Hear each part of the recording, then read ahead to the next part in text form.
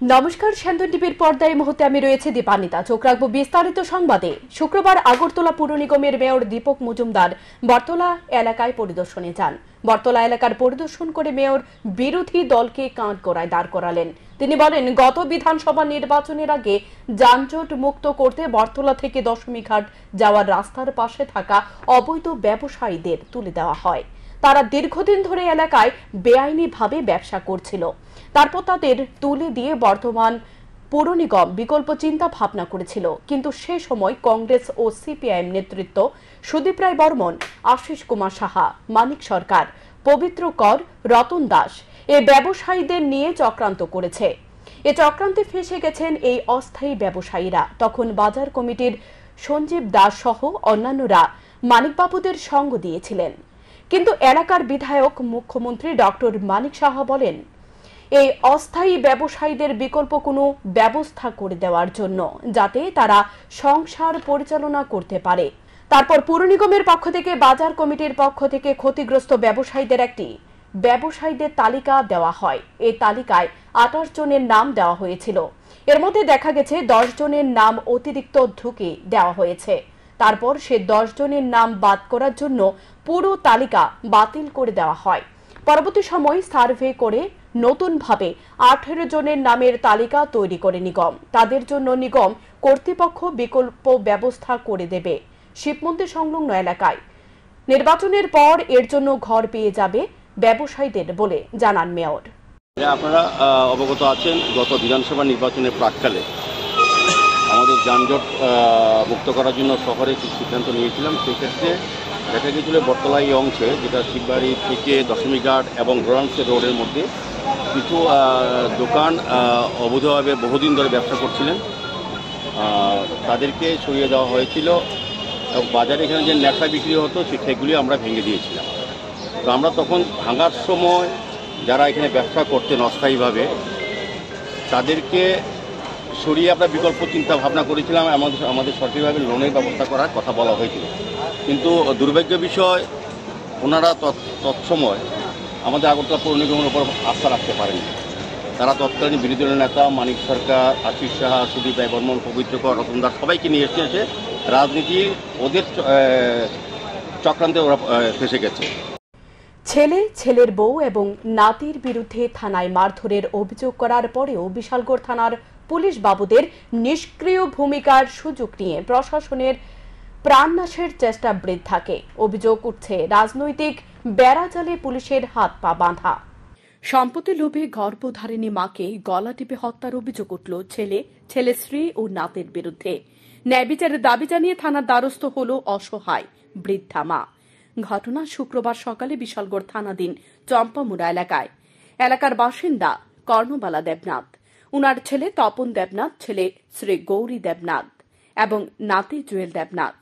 জানা যায়, 3 বছর পূর্বে কর্ণবালা দেবনাথের স্বামী মৃত্যুর পর থেকে ছেলে স্ত্রী ও নাতি উনার উপর নির্যাতন শুরু করে রাবার বাগান সহ সম্পত্তির ভাগ নিয়ে। বাধ্য হয়ে 1 বছর পূর্বে তিনি মেয়ের বাড়িতে আশ্রয় নেন। মেয়ের বাড়ি থেকে নিজ বাড়িতে আসার পর উনার উপর পুনরায় শুরু হয় নির্যাতন।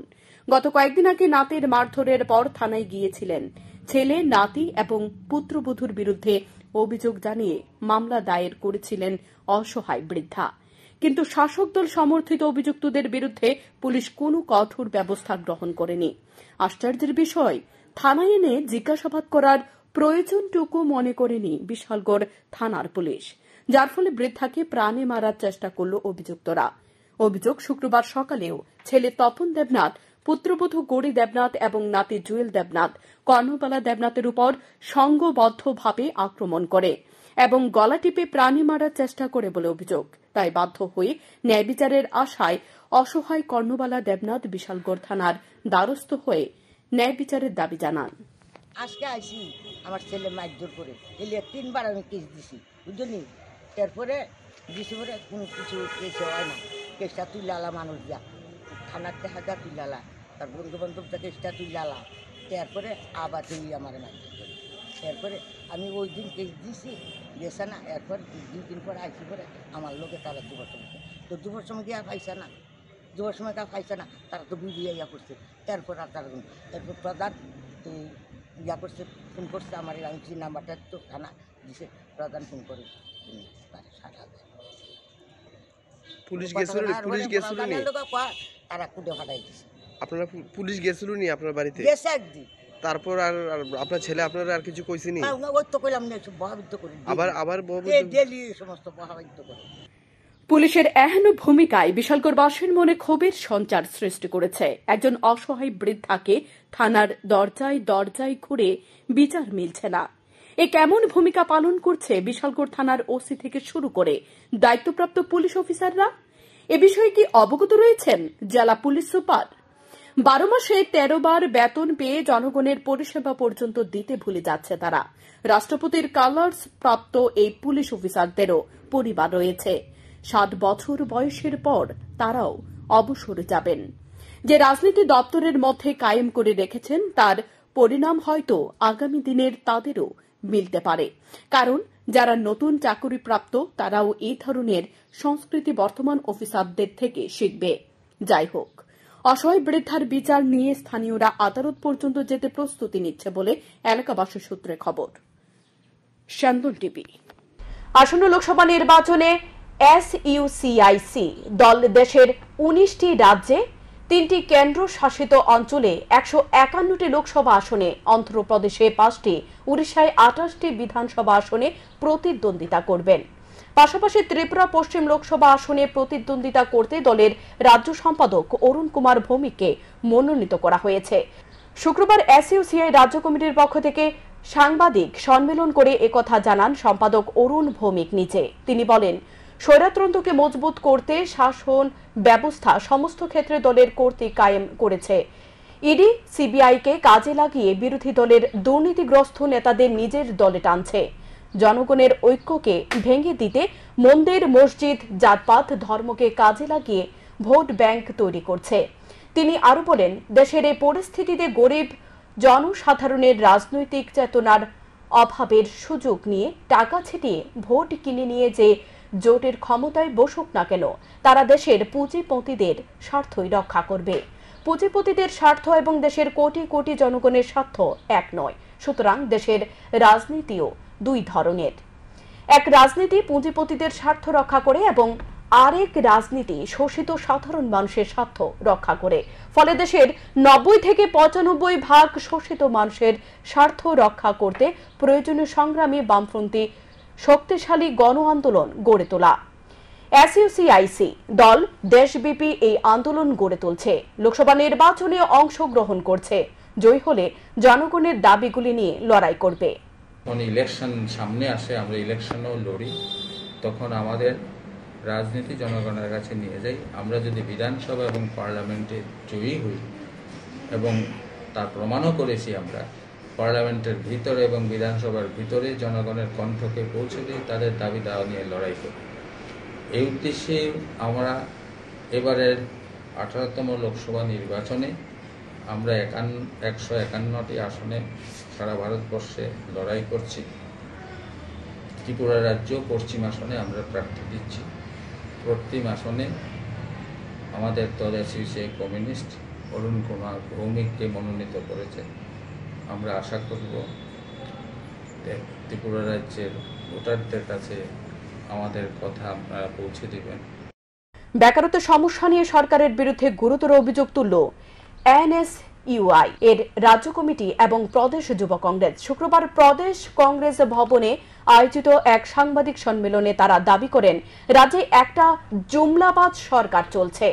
মিথ্যা প্রতিশ্রুতি দিয়ে মানুষকে তারা প্রলোভন দেখাচ্ছে। রাজ্যের শিক্ষা ব্যবস্থা পুরোপুরি ভাবে ভেঙে পড়েছে। স্কুলগুলিতে শিক্ষক সংকট, সাউন্ড বক্স বাজিয়ে ক্লাস চলছে। এ ধরনের অবস্থা থাকার পরেও রাজ্যের প্রথম থেকে অষ্টম শ্রেণী পর্যন্ত 24,000 শিক্ষকের শূন্য পদ পূরণ করার জন্য কোনো উদ্যোগ গ্রহণ করছে না সরকার। এডিসি এলাকায় প্রায় 888টি স্কুল শিক্ষক শিক্ষিকা নেই, কিন্তু সরকার শিক্ষক শিক্ষিকা নিয়োগে কোনো ভূমিকা গ্রহণ করছে না। রাজ্যে বর্তমানে বেকারত্বের হার 14.7%। এর তীব্র বিরোধিতা করে যুব কংগ্রেস। আরো বলেন, কর্মসংস্থানের পরিবর্তে সরকার যুবকদের হাতে ড্রাগস তুলে দিচ্ছে। এর বিরুদ্ধে আগামী দিন আন্দোলন করে তোলা হবে বলে জানান নেতৃত্বরা। রাজ্যে একটি জুমলাবাজ সরকার চলছে, যে সরকারের মাধ্যমে মানুষদেরকে দিনের পর দিন ভুল তথ্য ও ভুল প্রতিশ্রুতি দিয়ে যুবকদের জীবনের সাথে ছিনিমিনি খেলা হচ্ছে। আমরা দেখেছি রাজ্যের বৃহস্পতিবার রাতে ধর্মনগর নেতাজি পাড়ার পরিমল দাসের বাড়িতে চুরির ঘটনা সংঘটিত হয়। বাড়ির গ্রিল ভেঙে লোহার দরজা খোলা ঘর থেকে 3টি সোনার চেইন, 2 জোড়া কানের দুল এবং 60,000 টাকা নগদ নিয়ে চলে যায় চোরের দল। কিন্তু প্রত্যেকে বাড়িতে ছিলেন এবং কেউ কোনো ধরনের শব্দ শুনতে পাননি। সকালে উঠে দেখেন দরজা খোলা, লোহার রড বাঁকানো, চাবির জায়গা চাবি নেই। তারপর চুরি হয়েছে বলে ধারণা করতে পেরে পুলিশকে খবর দেয়। পুলিশ এসে যথারীতি একটি মামলা গ্রহণ করে ঘটনার তদন্ত শুরু করেছে। আমি পরিমল দাস, আমার বাসা নেতাজি পাড়া। গতকালকে রাত্রে আনুমানিক 2:30টার দিকে আমার ঘরের লক ভেঙে চুরি হয়। চোররা 3টা স্বর্ণের চেইন, 2টো কানের দুল এবং নগদ 60,000 টাকা নিয়ে যায়। আমার মোবাইলটাও নিয়ে গেছে। থানায় ইনফরমেশন করেছি, ওনারা এসেছেন, ওনারা তদন্ত করে গেছে। আশা রাখছি আমি এটার একটা সুবিচার পাবো। গোপন খবরের ভিত্তিতে পশ্চিম আগরতলা থানার পুলিশ 2টি কুখ্যাত গাঁজা পাচারকারীকে আটক করতে সক্ষম হয়। 2 গাঁজা পাচারকারী কলমছড়া থেকে 11 কেজি শুকনো গাঁজা নিয়ে রওনা হয়েছিল জিরানিয়া উদ্দেশ্যে। পশ্চিম থানার সামনে আসতে পুলিশ TR07G 5370 নম্বরের বাইকটি আটক করে তল্লাশি চালিয়ে উদ্ধার করে এই 11 কেজি শুকনো গাঁজা, যার কালোবাজারে মূল্য 80,000 টাকা হবে বলে পুলিশের প্রাথমিক ধারণা। ধৃত দুজনের বিরুদ্ধে NDPS ধারায় অনুযায়ী মামলা নিয়ে ঘটনা তদন্ত শুরু করেছে। ধৃত দুজনের বাড়ি কলমছড়া বলে জানান পশ্চিম আগরতলা থানার ওসি পরিতোষ দাস। প্রত্যেক দিনের মতো আজকে আমাদের স্পেশাল ভেহিকেল চেকিং ছিল। স্পেশাল ভেহিকেল চেকিং এর সময় একটা বাইক, পালসার বাইক TR07G 5370 বাইকটাকে আমরা আটক করি। আটক করার পর তার মধ্যে 2জন লোক ছিল, হৃদয় মিয়া এবং মানিক মিয়া নামে 2জন লোক ছিল। তাদের ব্যাগ থেকে তল্লাশি করে আমরা গাঁজাগুলি উদ্ধার করি। অনুমান 10-11 কেজি হবে গাঁজা আমরা উদ্ধার করি। আবারও ফাঁসিতে আত্মহত্যা এক বৃদ্ধ মহিলার নাম মায়া রায়, বয়স 75। ঘটনা উদয়পুর রাজারবাগ স্থিত সুকান্তপল্লী এলাকায়। সংবাদে জানা যায় দীর্ঘদিন ধরে ব্রেন স্ট্রোকের অসুস্থতার কারণে ভুগছে মায়া রায় নামে এই বৃদ্ধ মহিলা। প্রতিদিনের মতো শুক্রবার সন্ধ্যায় 7টা নাগাদ পুজো দেওয়ার পর ঘরের লোকজন না থাকায় মানসিক অসুস্থতার কারণে দিলীপ রায়ের মা মায়া রায় ফাঁসিতে আত্মহত্যা করেন। তারপর দিলীপ রায়ের স্ত্রী ঘরে এসে শাশুড়ি মাকে ঝুলন্ত অবস্থায় দেখতে পেয়ে তড়িঘড়ি করে ঝুলন্ত অবস্থা থেকে নামিয়ে নেয়। তৎক্ষণাৎ খবর পেয়ে ছুটে আসে দিলীপ রায় সহ উনার ছেলে। দিলীপ রায় মায়ের এই অবস্থা দেখে খবর দেওয়া হয় রাধা কিশোরপুর মহিলা থানায়। পুলিশ ঘটনাস্থলে গিয়ে মায়া রায়কে গোমতী জেলা হাসপাতালে নিয়ে যাওয়া হয়। সেখানে কর্তব্যরত চিকিৎসক তাকে মৃত বলে ঘোষণা করে। বর্তমানে মৃতদেহ ময়না তদন্তের জন্য মর্গে পাঠানো হয়েছে। এদিকে পুলিশ একটি মামলা হাতে নিয়ে তদন্ত শুরু করেছে। মায়ের মৃত্যুতে এলাকায় গভীর শোকের ছায়া নেমে এসেছে। আমি তো বাজারে গেছি গা, বিকালবেলা ভাত কাটা খাওয়ার পরে, তারপরে আমার সিমানো গেছে দোকানে। তো তার মা ছিল বাড়ির সন্ধ্যাবাতি দিয়ে একটু রাস্তার বাইরেছে, আয়া দেখে মা এই অবস্থা ঝুলে রয়েছে। তার মা মনে হচ্ছে প্রাণ আছে, দেখা নামাই লেছে। আপনার মার নাম? মায়েরা। বয়স কত? 75। এটা কোন জায়গা? উদয়পুর সুকান্ত বলে। আপনি কি করেন? আমার সব ফলের দোকান। কোন জায়গায়? চোখবাজার। আপনার নাম? দিলীপ রায়।